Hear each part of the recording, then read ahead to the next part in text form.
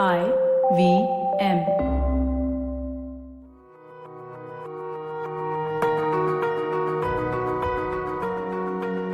Are you moody or irritable? Or are you feeling overwhelmed or having sleepless nights?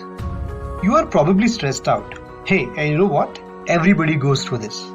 Hi, I am Prashant Uttekar, a learning enthusiast, and you are listening to the Relearning podcast.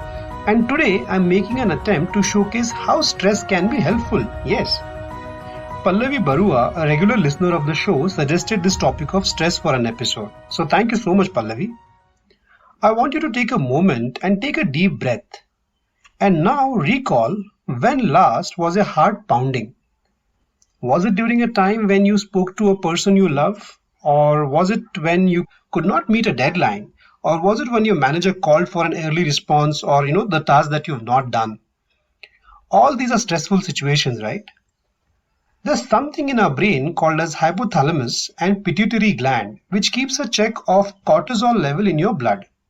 Cortisol is the key. Cortisol is our body's main stress hormone.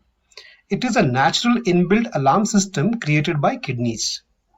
If the level of cortisol is low in our blood, our brain adjusts the amount of hormones it makes and kidneys get a signal to release cortisol. This transaction between brain and kidney and release of cortisol is basically your body's response to stress and stressful situations like losing someone or losing a job, separating from a loved one, first day at a new job, moving to a new city, and so on. In most scenarios, as time passes, the stress and the situation reduces and your heart and blood pressure will get back to normal. But if you are constantly under stress, the alarm button stays on. High amount of cortisol can literally cause your brain to shrink in size and affect brain's functionality.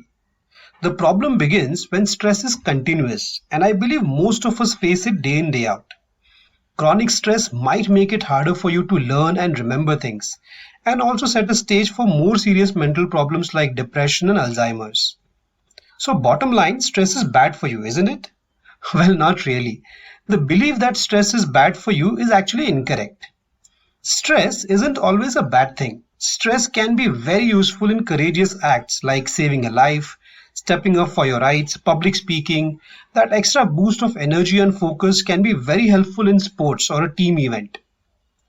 Challenging your mind and belief about stress can change your body's response to the stress. I'll help you. In a study at Harvard University, a group of students were taught that their stress response is helpful. The pounding heart is preparing you for action. If you're breathing faster, it's not a problem. It means your brain is getting more oxygen. And the result was superb. These participants were less stressed out, less anxious, more confident, and their performance was better than the other group who were not taught how stress can be helpful.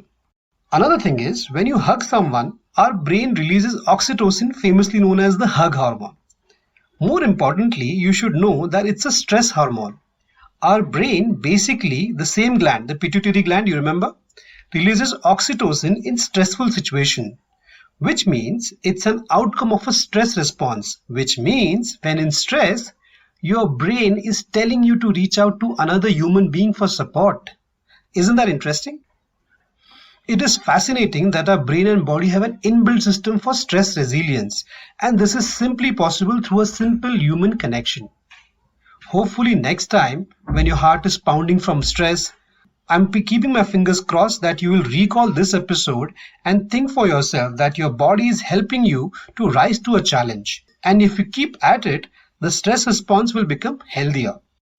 I hope you enjoyed this episode. If you did, do check out the other interesting podcasts on IVM Podcast app or website.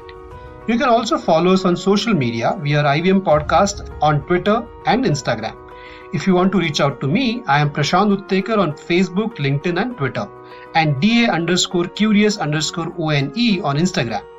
Until next time, this is Prashant Uttekar. Don't forget, stress is helpful. Bye.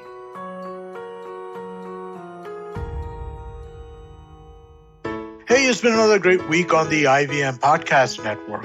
On Paisa Vaisa with Anupam Gupta, Avinash Luthria, advice-only financial planner, and Sebi RII at Fiduciaries address the common mistakes that financial planners make while giving out advice. On Storytellers and Storysellers with Vineet, podcaster Nikesh Murali shares what goes into making a high-quality horror podcast. Learn how micro-meditations can help elevate our work on Smarter with Sid. On our Kannada podcast, Thalle Harate, Ganesh and Surya talk to Sandhya Rani, the award-winning writer of Kannada movie Nati Charamani that's based on female desires and consent.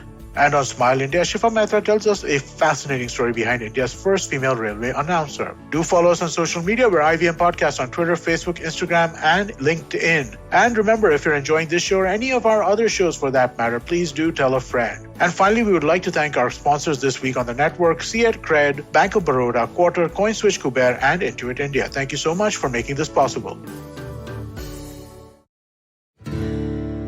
Season 3 of Echoes of India, your favorite history podcast, is back on the IVM Podcast Network. I'm your host, Anirudh Kanasetti. Join me on a journey through the wonders of early India as we explore the centuries between Buddha and Ashoka with critical research, empathy, and great storytelling.